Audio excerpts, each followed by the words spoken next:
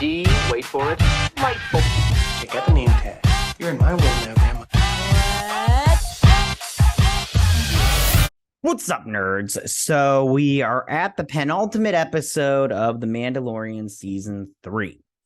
And I have to be honest, this was a pretty good episode. I mean, I would argue that it's the best episode of the season, but I think that just has to do with it was very action-packed, and I personally like that. However, it's like everything, it's just leading into this. All roads lead to Jake Skywalker, and I'm not interested in that. If this season is not the end of Din Djarin's story, I'll probably cover it if it gets a season 4. I think it's getting a season 4. I don't freaking know. Because it's Star Wars and I'll cover Star Wars, but they're doubling down. I already did a video about Rey and them doubling down on that nonsense, but you can check that out, but I just don't know. But in terms of this episode, I did like the Mandalorians, fighting and everything, and the blasty blasts and everything, and that was good. I still don't think that they took the balance of certain things, but it's fine. It's fine. Yeah, they probably should have started with this episode, or maybe had this episode number 2, because I think that it would have been better, in terms of that. I don't like the sequel trilogy, but like I said, they're doubling down on that. There is no civil war over there at Lucasfilms. Everybody is simpatico. And, it's like, it is what it is now. And, we just got to deal with it, I guess. We don't have to like it, but we have to deal with it. That's just how it is. All right, I'm going to get started on this breakdown because I don't want to spend any more time on this because I don't know, man. This season has been a letdown. And, what are you going to do with that nonsense? It's just so bad. Man, I'm really disappointed, but what are you going to do? All right. Before I get started on this breakdown, I just want to say that if you like what I do here and you enjoy independent content here on YouTube, please consider subscribing to my channel. YouTube is always changing up their algorithm, and small channels like mine, we just keep getting pushed to the back of the line. So please ask that you like, share, and subscribe, and I thank you in advance.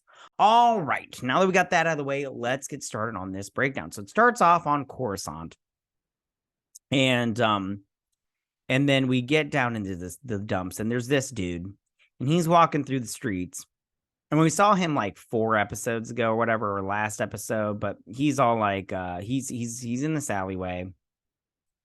And this droid comes up, this Imperial droid, this probe droid, and scans her face. And then Moth Gideon shows up. And he's all like, what's going down? And she's like, the Mandalorian, the pirates over on Navarro have been taken down by Mandalorians, by Katan and her Din Djarin and all those Mandalorians. And he's like, oh. And he's like, I'll take care of it. And so he's then in his little base, and he's going through, and this was kind of cool looking. You got the jetpack stormtroopers that they put in Rise of Skywalker. So stupid. Moth Gideon will not make it through this either this season or in this show, just because he's not in the sequel trilogy. All roads lead to Jake Skywalker. And if you're not in the sequel trilogy, you're not going to make it out of this show.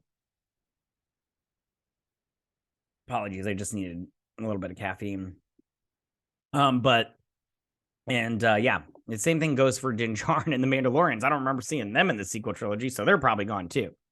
So then he goes through these clones, and that's probably Snoke. And he goes into this council of Imperial officers, and this one's all like, oh, we'll just keep raiding. There's riches to be had. And they're all like, your raids, bring it down on all of us. So you need to calm it down. And so she's like, this one's like, there's people in the Republic that are still loyal to the Empire. And then this one, I can't remember what all of them say, but this one talks about how Thrawn will return. And Gideon's then's all like, this is, I don't know who this, I don't remember who this was. I think he said Hux, but that's not obviously not Hux. He's like, listen, you keep talking about Thrawn, but Thrawn's not showing up. I don't see Thrawn. So we need to start preparing ourselves. He's like, we need to take out the Mandalorians. They're a problem. He's like, I'm asking for 3 Praetorian guards. He's like, sure. Yeah, you can have them. And we need to take out these Mandalorians once and for all. Like, bye-bye. Take them out. And they're like, okay, agreed. So they all agree they're going to take out the Mandalorians, the Praetorian Guard, and then starts the they're all like, long live the Empire. So then we go back here to Navarro, and they're all sitting on their little piece of land with their ships and everything. Very cool. They got like a small little fleet there. But then in comes the Empire, but it's not the Empire because you can see the little emblem and everything. But then this droid comes in. The Empire is here, and he's like, "That's not the Empire. You can tell by the markings. It's their they stole that ship, and it's the Mandalorians. Oh no, this is their little piece of land. Oh, maybe they don't have a small fleet." So she comes out and everything, and they land, and she's like, "I hope this goes well." And they come together, and she's like, "Ding, ding, ding." She's like, "Mandalorians, we have come together once again. We will make a great feast and have you here in our honor." And he comes over. He gives him a bottle of alcohol. And then he's all like, I got another surprise for you. And he brings in the IG 11.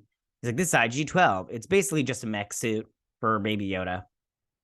It's pretty stupid. I don't like it, but whatever. I don't have a choice in this matter. I got a deal." So it's like, whatever. I just don't care anymore. And he's like, "Bad baby, no hug."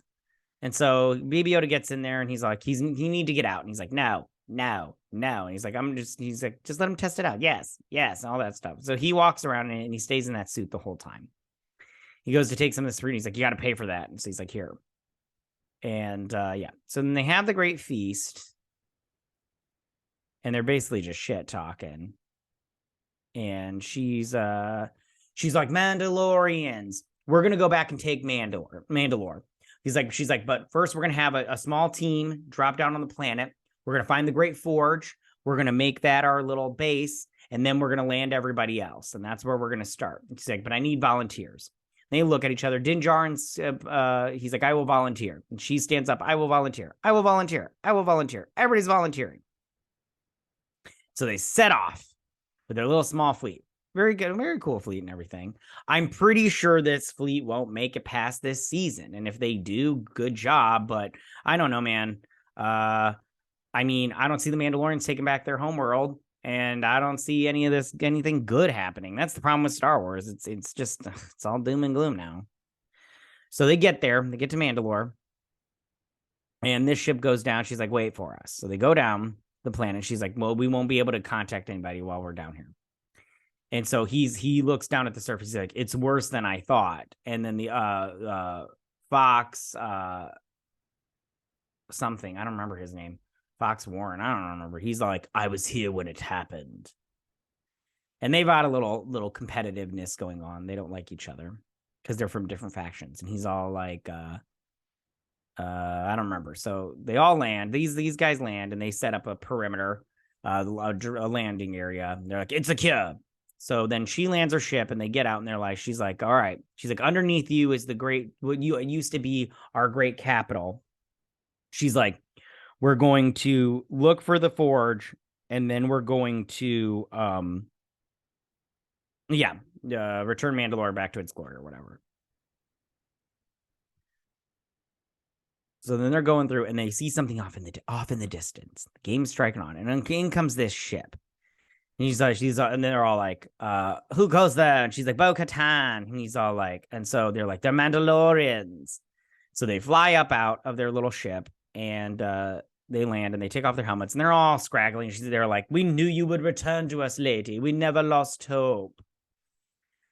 So they're on the ship and they're talking about how they were defeated and all this stuff. And he's like, "But we never would surrender." She's like, "We did. I surrendered." She's like, "Moth Gideon came to me and I struck up a deal that he would let us live. And everything would be fine and I gave him the dark saber and he would then let us live or whatnot. And he lied. He betrayed me and bombed the planet, yada, yada, yada." And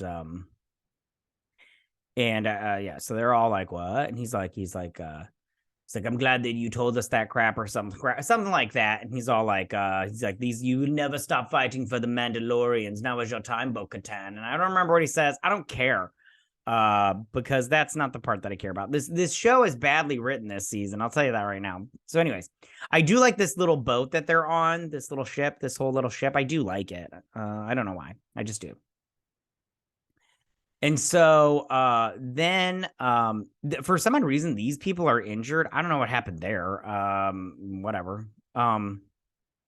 She's like, I will take the sick back to the fleet in your drop ship, and then we will I don't know. And then we will, because they know where the forge is. They know where the forge is. Well, they're like, we'll take you to the forge. So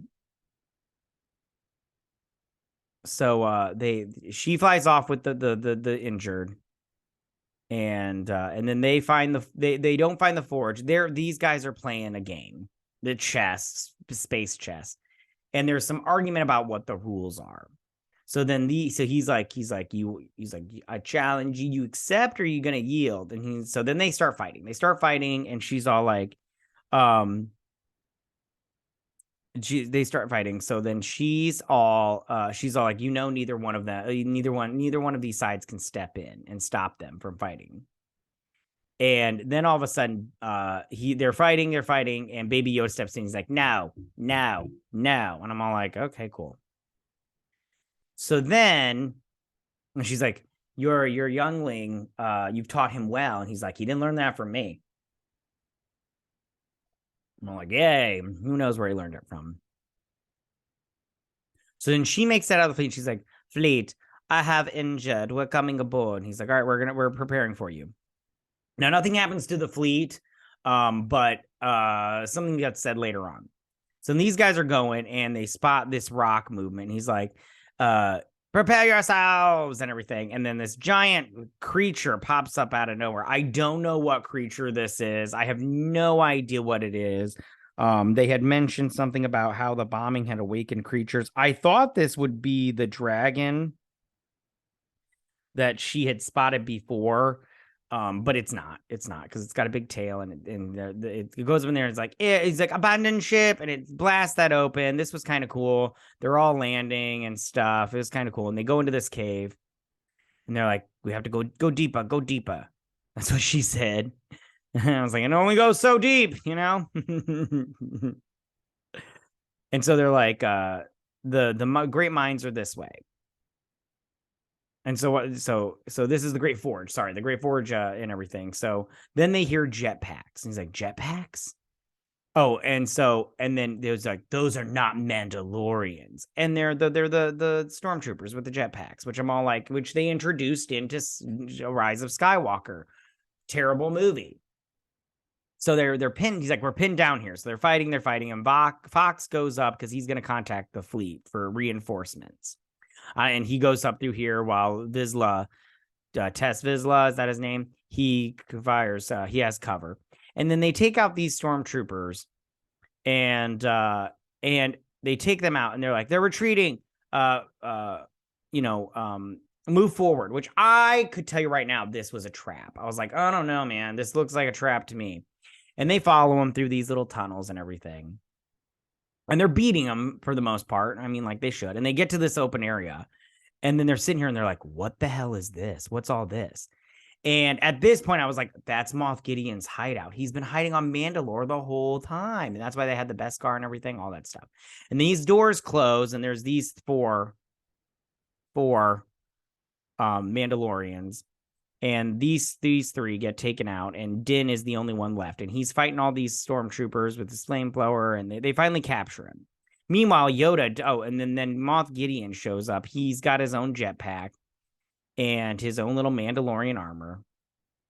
And he comes in, he takes it off, and he's all like, I've taken your resources, and I made my own Beskar armor. Look at me. I'm awesome and everything. And you're just like, okay, you're awesome, I guess. And then he talks about how he's going to take the best of every, like, the cloners, the Mandalorians, and then something else. I don't know, the Jedi. And he's like, I'm going to make the best ever. And he's all like, take him to the meeting room. And she's all like, I should have killed you when I had the chance. And he's all like, Bo-Katan. He's all like, we should destroy the fleet while we can. And then he's like, Bo-Katan. She's like, I should have killed you when I had the chance. And he's all like, you have something of mine. You have the Darksaber. I want it back. And he sends the bombers and the TIE interceptors to destroy the fleet. And I'm all like, those are good. Like, I mean, don't get me wrong, but like, if I was them, I would just like jump to hyperspace or whatever, and then jump back or whatnot, and then, or just like, I mean, I don't know, man. I don't know, and I don't care. It'll be cool to see it though.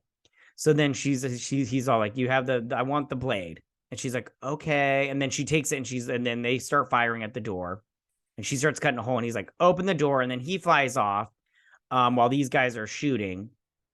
She creates a hole, and she's like, let's get through here, and he's like, I'll cover you, the Tess Vizsla guy. So he's covering him, and he's doing a good job, and he's like, just go, there's too many of them. So he closes the door on her, and he starts fighting and everything. And he gets rid of all, he's like, his gun, overheats or whatnot, and then he's fighting these guys hand to hand, and he's beating them. And then all of a sudden, he beats all of them, and then all of a sudden the Praetorian Guard shows up. And these are the ones from the sequel trilogies, and they got their little pink weapons, because they're amazing. And he gets his shield and his knife, and he starts fighting, but he's losing. And they stab him, he stabs, and then he falls over and dies.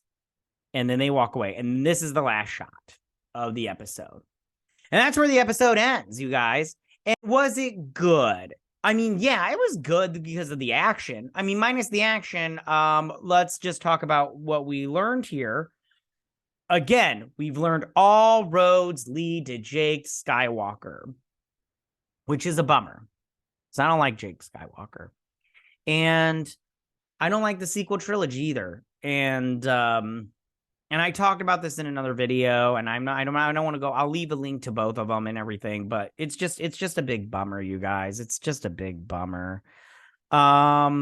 Yeah, that's my story. I don't really get into it too much, and I don't have anything witty to say. Just because I'm like, I don't know. Star Wars has now become just, a big nothing burger in my opinion. It's not creative anymore. It's flat.